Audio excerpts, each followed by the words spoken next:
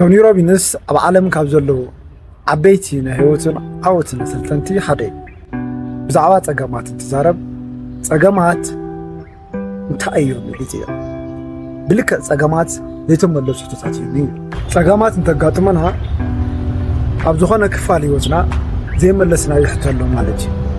እዚ ማለት ንኣብነት ኣብ ፍቕራዊ ህይወትና ወይ ኣብ ናይ ሓዳር ህይወትና ዝኾነ ፀገም እንተጋጢምና እንታይ ማለት እዩ?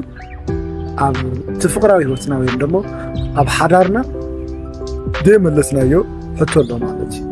ስለዚ ኣብ ዝኾነ ናይ ሸነኽ ህይወትና ፀገም ኣለና ኢልና ክንሓስብ ኣብቲ ሸነኽ ንሱ ዘይመለስናዮ ሕቶ ኣሎ ማለት እዩ። ነቲ ፀገም ንምፍታሕ እቲ ፀገም ጠንቂ እንታይ ምዃኑ ምሕታት እዩ። ሓቲስና ክንምልስ ከለና ድማ ፀገምና ይፍታሕ ማለት እዩ። ንዩ ፀገማት ዘይተመለሱ ሕቶታት እዮም ይበሃል።